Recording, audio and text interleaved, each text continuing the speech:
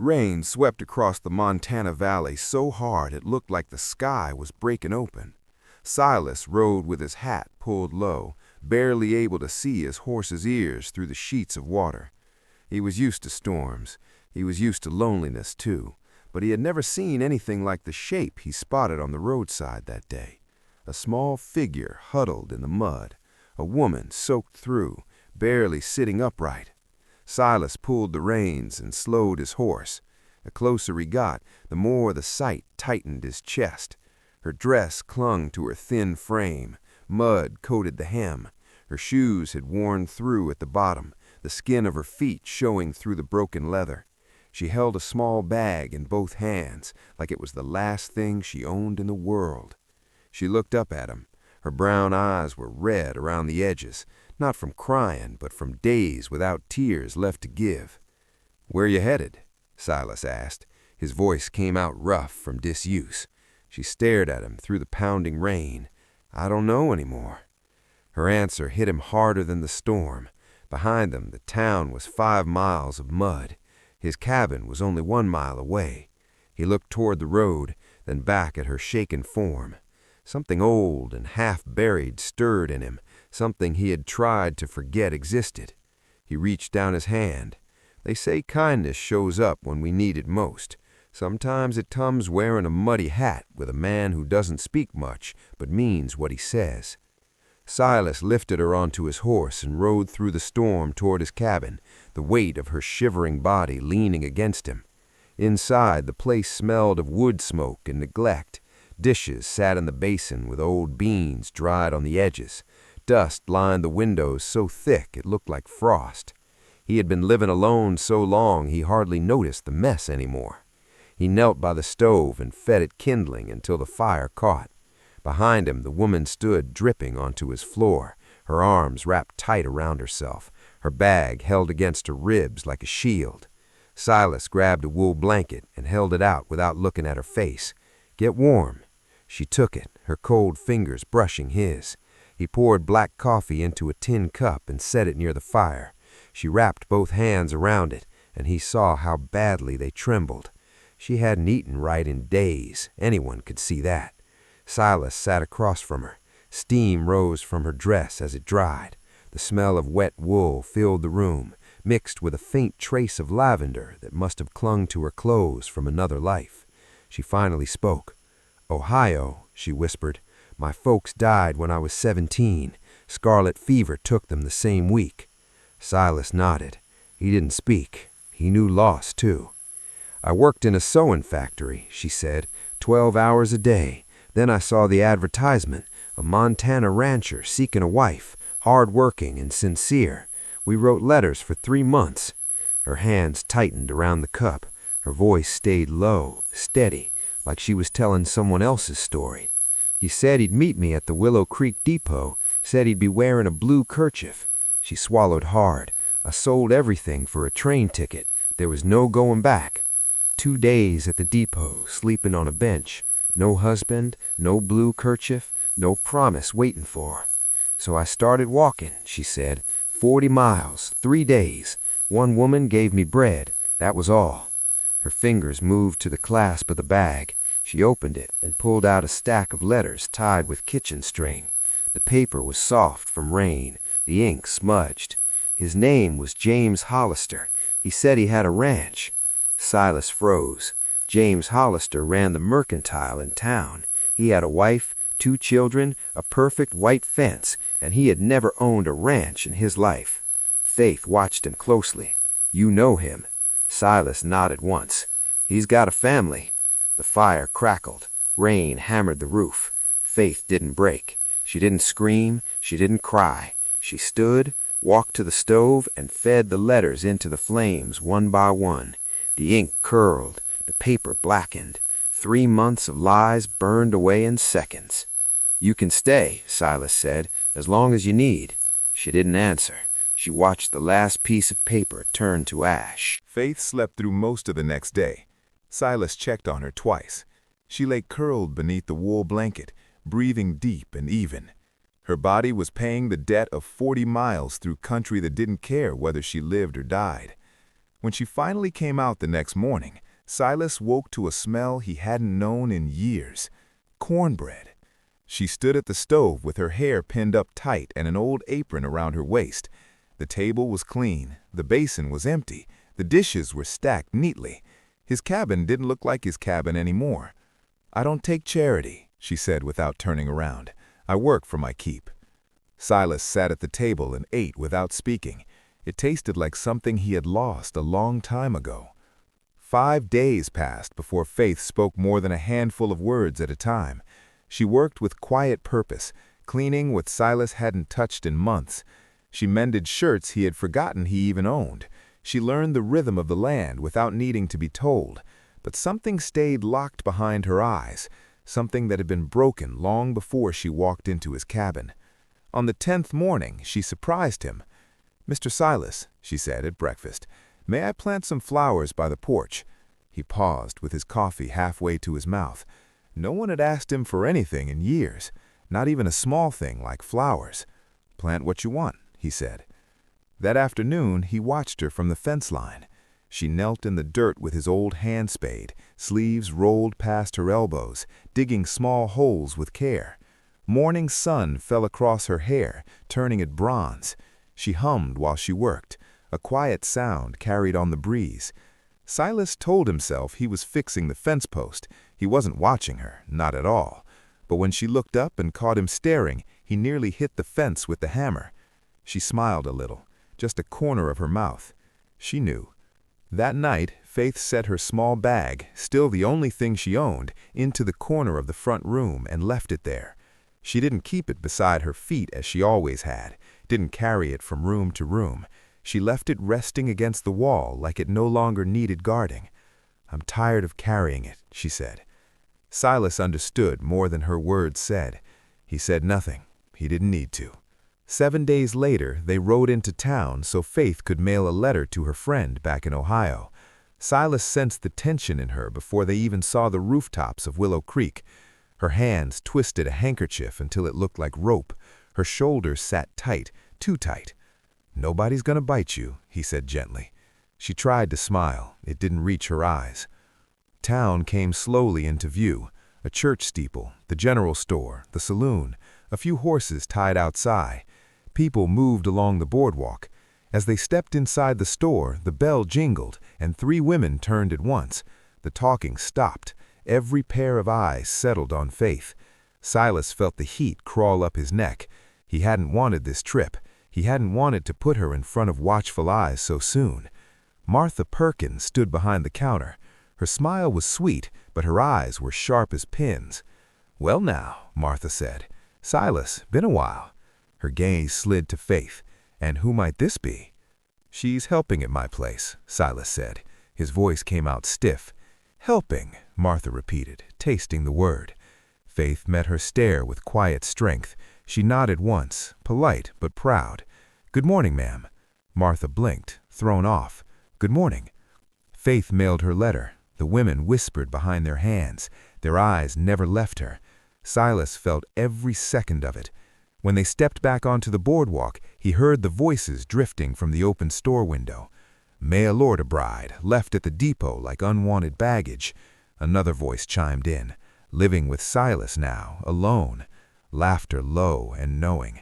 Faith's shoulders tensed, but she kept walking. She didn't say a word. She didn't look back. The ride home was silent. Dust rose behind the wagon wheels. Faith stared straight ahead. Her jaw had gone tight, her handkerchief twisted into knots. "They don't matter," Silas said softly.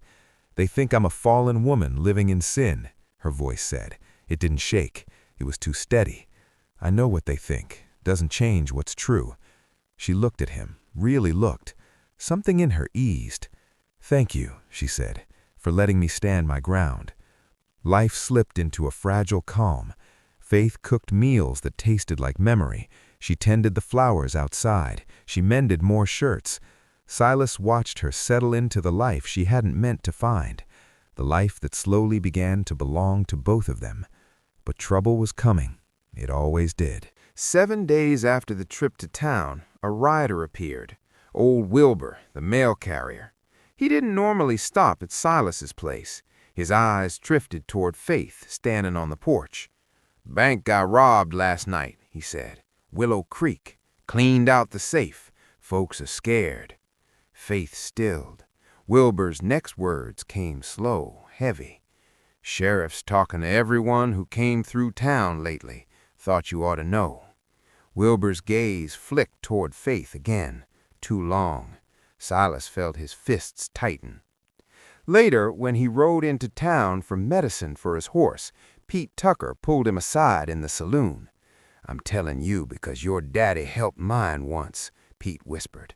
"Jenkins is spreading talk. Says he saw a woman near town the night before the robbery. Says it was the girl staying with you." Silas's stomach dropped.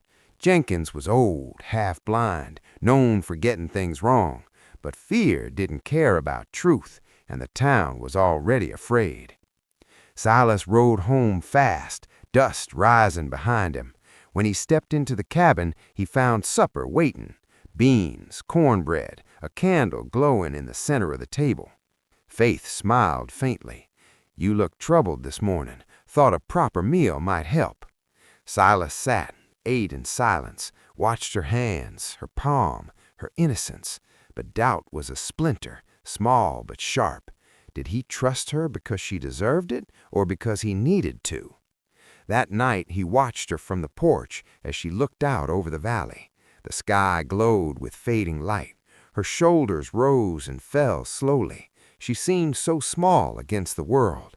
She had not cried once since she arrived, but that night she did, silently, shoulders shaken in the dark where she thought he couldn't see. He stood in the shadows and let the sight break him open. He believed her, he always had, but belief wouldn't protect her from what was coming, because Willow Creek had made up its mind and the sheriff was on his way. The morning sun had barely cleared the ridge when Silas heard hooves on the hard-packed dirt, slow, heavy, purposeful. He stepped onto the porch just as Sheriff Harlan rode up, his gray horse blowing steam into the cool air. The sheriff's face was carved from stone, unreadable, the kind of face that did not deliver good news. Faith came to the doorway, wiping flour from her hands, her apron dusted white. The sheriff nodded at her politely, but his eyes were cold. "Ma'am," he said, then to Silas, "mind if I ask her a few questions?" Silas stepped down from the porch, placing himself half a step closer to Faith without even thinking. "Ask." They stood in the yard while the morning wind rustled the grass. Harlan pulled a small notebook from his vest, tapped the pencil on the open page. "When did you arrive in Willow Creek?" 5 weeks ago," Faith said, "the 16th of September. Where'd you come from?" "Cincinnati. I worked at the Morrison textile mill." "Anyone who can vouch for where you were the night before the robbery?" Faith's jaw tightened. "I was here, in this cabin." Harlan lifted his eyes to Silas. "You confirm that?" "She didn't leave," Silas said. "Not once." The sheriff wrote something, closed the book, tucked it back into his vest. "I ain't decided anything yet," he said, "but don't leave the county." Then he leaned closer to Silas, voice dropping low. "And if I were you, I'd sleep with one eye open." He rode away, dust trailing behind him. Faith stood frozen in the yard, the letters she had shown him clutched tight against her chest. Her face looked drained of color, as if someone had washed it clean of hope. That night Silas woke to the sound of fabric rustling. When he stepped into the front room, he found Faith kneeling on the floor beside her open bag, clothes spilled over the boards, her hands shaking as she stuffed them inside. "What are you doing?" he asked. "I have to leave," she whispered. "You heard him. The town thinks I did it. If I stay, they'll blame you too. They'll take your land, everything your family built. I am not worth that." The words tore something inside him. "Sit down," he said. "What?" "Sit down at the table. I'll make coffee." They sat together at 3 in the morning, 2 cold cups on the table between them. Faith's hands lay flat on the wood. Her eyes were hollow. "I used to believe things happened for a reason," she said softly. "My mother taught me that. I held on to it even when she died, even when my father died a week later. But there is no reason in this. A man lies. A woman walks 40 miles on a promise that never existed. A town decides she's guilty because somebody has to be." Silas listened. Every word felt like a weight placed gently on his heart. He told her about his parents, how he buried them at 14, how his brother sold the family land and left him with nothing but the cabin, how winter nearly killed him, how he had not trusted another soul since, except her. "You believe in reasons," he said. "Maybe this is one. Maybe you came here because somebody needed a reminder that not everyone leaves." He stood, his voice rough but steady. "You stay or you go. That's your choice, but don't leave thinking you're saving me." He walked to his room. Behind him, he heard her breath shudder, heard her whisper something too soft to understand, then her footsteps to the spare room, her door closing. She stayed. 2 long weeks passed. Faith worked quietly. She cooked, she cleaned, she tended the flowers that now grew along the porch rail, gold and purple blooms pushing through stubborn soil. But the light in her movements dimmed, the spark in her eyes went soft. Then one morning, Sheriff Harlan returned. His face looked different now, heavy, guilty. "Ma'am," he said, removing his hat, "we caught the men who robbed the bank." Faith froze on the porch steps. 4 of them, holed up in Ridgewater. They confessed to the Willow Creek job. There was no woman with them. Jenkins got it wrong. The woman he saw had yellow hair, nothing like yours. Silas felt something unspool inside him, slow and deep. "Miss Faith," the sheriff said, lowering his eyes, "I owe you an apology. We all do." Faith didn't move, didn't soften. She simply said, "Thank you for telling me." 4 calm words carrying months of hurt. People began arriving days later. Martha Perkins came first with a pie she shoved forward like a peace offering. "Apple," she said, unable to meet Faith's eyes. "Made it this morning." "Thank you, Martha," Faith said, voice polite but distant. The preacher came next, offering a gentle invitation back to Sunday service. Faith said she would think about it. Jenkins never came, but a letter arrived, shaky handwriting, crooked lines, a short apology from an old man who had spoken without seeing. Faith read it once, folded it carefully, and placed it inside the chest. "I'm not ready to forgive him," she said, "but I'm not ready to burn it either." The days warmed. Her garden bloomed strong. The cabin changed, too. Clean windows, mended boards, new curtains she sewed by hand.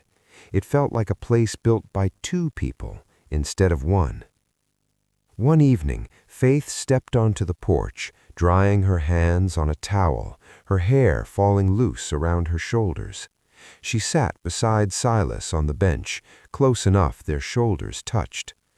"I used to wonder why that man lied to me," she said quietly. "Why he wrote those letters. Why he let me travel all that way." She looked out over the valley, glowing gold in the sunset. "But I don't wonder anymore. If he had met me, I wouldn't be here." Silas swallowed. "Reckon not." "I think," Faith said, turning toward him, "I got the better end of the bargain." Later, she pulled her bag onto the table and opened it. She burned the last of James Hollister's letters in the stove. Then she placed 3 new things inside: the handkerchief Silas had given her, a dried marigold from her garden, and a folded scrap of paper with 1 word written on it: home. That night, they sat on the porch under the stars. Faith leaned her head gently against Silas's shoulder. After a long moment, she asked, "That first night, why did you stop for me?" Silas thought about it. "Don't know," he said softly. "Just did." Faith smiled. a small, quiet smile filled with peace. My mother used to say that Providence sends people when we need them most, not a moment sooner, not a moment later. Silas didn't answer. Instead, he reached for her hand on the bench, their fingers intertwined naturally, easily, like they had always belonged together. The valley lay wide before them. The stars turned slowly overhead. The cabin behind them glowed warm with lamplight. Faith squeezed his hand. Silas squeezed back. Two people once abandoned by the world sat together in the quiet night, no longer alone, no longer walking separate roads. They had built something new, something gentle, something strong, something that finally felt like home.